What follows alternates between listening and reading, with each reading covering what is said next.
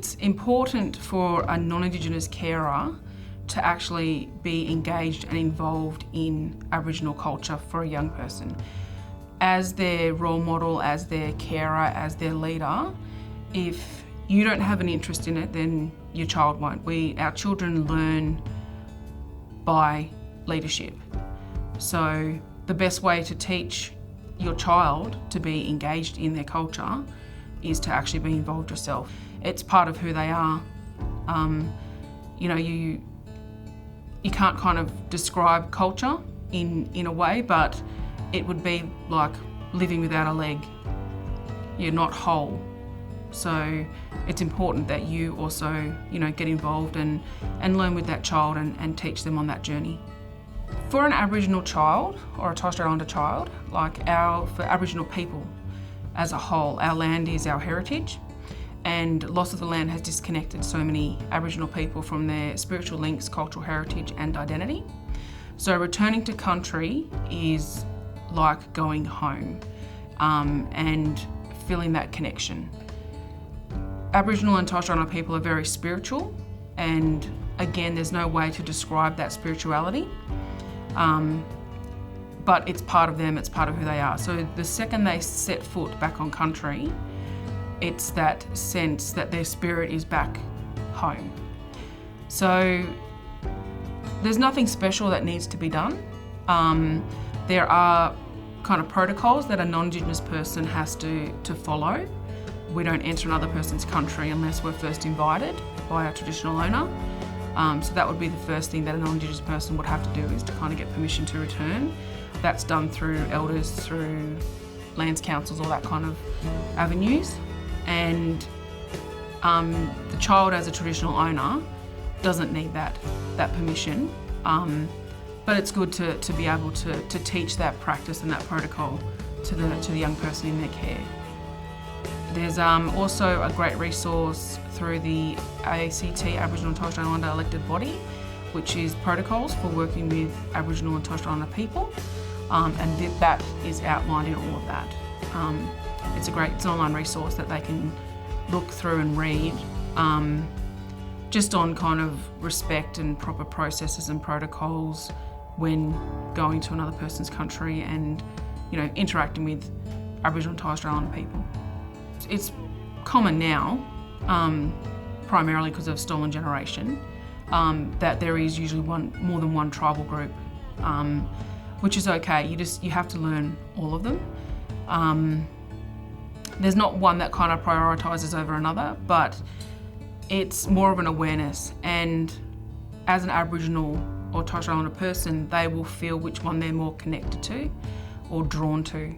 But even young children will be led by spirit, by their ancestors.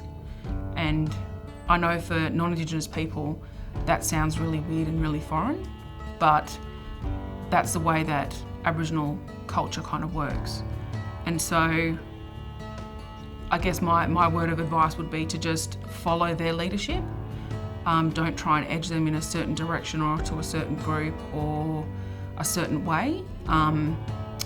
They will be led by their spirit, by their totems, by their spirit animals, by their ancestors, and also by the Aboriginal and Torres Strait Islander community, wherever they may live, whether it's ACT, whether it's New South Wales.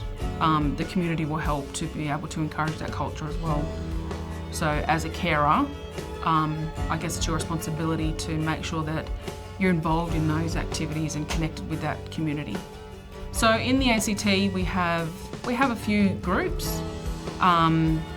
So like you can go and run some great young people's programs, as do Woononga. There's also, our child and family centres across the ACT. They have Koori Kids groups. We've got Koori Preschool, which is a great access point for three and up. There are a lot of Aboriginal and Torres Strait Islander programs for kids of all ages across the ACT. Again, I guess it's just a matter of linking in with them, and here at Act Together and NAIDOC, we're also, going to be that kind of conduit to be able to link non-Indigenous carers to Aboriginal and Torres Strait Islander community and programs. Over 30% of kids in care are actually Aboriginal and Torres Strait Islander descendants, so the chances of a foster family taking on an Aboriginal or Torres Strait Islander child is pretty high here in the ACT. Aboriginal and Torres Strait Islander children are just the same as any other child.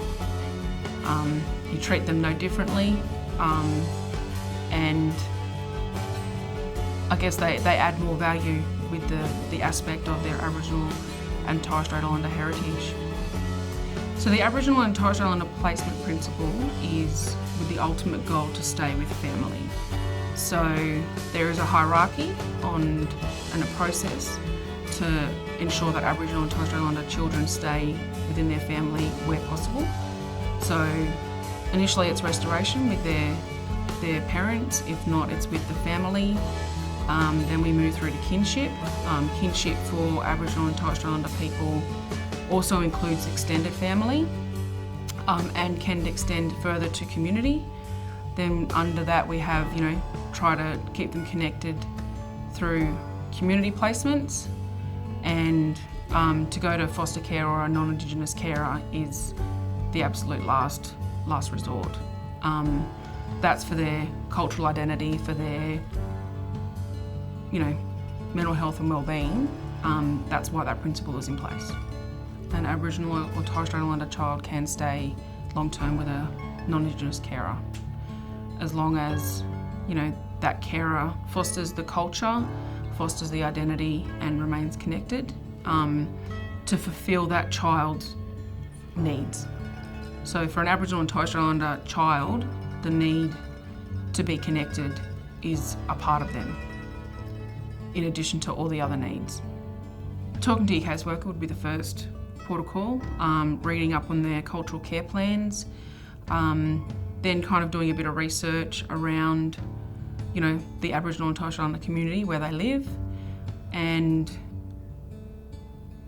broadening their knowledge of Aboriginal and Torres Strait Islander culture as well. It's no different. It actually creates more layers. And the most important thing for a child in care is to make sure that they feel culturally safe.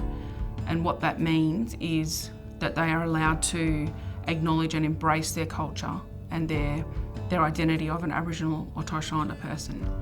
If a child does not feel culturally safe, it then inhibits them and they cannot grow. Physically, spiritually, mentally, it creates barriers. In today's world, we're still experiencing stolen generation, we're still experiencing racism, and that has domino effects. So, if a child is Aboriginal or Torres Strait Islander descendant, but the parents may not want to or choose not to identify, it's still important for that child to understand and acknowledge that cultural identity. The parents more than likely will have their own reasons as to why they don't. And we still, in today's day and age, still have people that choose not to identify for the repercussions of it. That doesn't mean that you as a foster carer can choose not to. You don't have that choice. You can't challenge that Aboriginal or Torres Strait Islander identity or confirmation.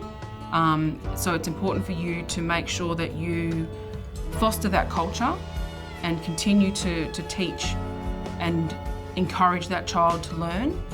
And then when they're older, they can then, just like their parents have, make their own decisions as to whether they choose to identify or not identify. It's a problem that, comes across a lot, and it's, like I said, it's because of racism, it's because of, being treated differently, it's because of the repercussions. There's also different layers of trauma that come with that. And so, sometimes it is too hard for parents to identify. but that doesn't mean that that's the path or the choice for the child. And they need to learn and understand that culture so that when they're older, they can make, a choice for themselves. A great way to learn about culture is to get involved yourself. The best way that you can help a child in your care is to actually learn it yourself. If the family are disengaged, then you then become the teacher, and essentially their elder to learn their culture. The best way to do that is through the cultural care plans, which Act Together and Bernardo's do, and do very well. And also there's heaps of resources online that can be accessed. So in the ACT we have some key services. Googongulwyn Youth Aboriginal Corporation, which is located over in Waniassa. They're a great port of call, and our Aboriginal Medical Service, which is Woonunga Nindija. They are another great access point. We also have here in the ACT the United Ngunnawal Elders Council that can direct you in the right places where to go, link you in with all different groups. And we have the ACT Aboriginal and Torres Strait Islander elected body, which you can look up on the Community Services Directorate website, and there's also additional links there that you can gain some information.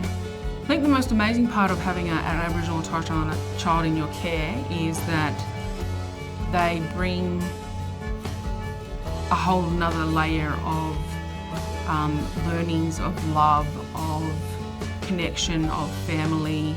We're the longest living culture, so for 60,000 years we've been doing it right, and they bring that knowledge and that heritage, that connection with them, and so you can look forward to learning about that, and being a part of that community as well. You're their role model, their leader, so it's almost like Aboriginal and Torres Strait Islander culture will foster you as a carer, which we do with open arms. So yeah, you can look forward to it.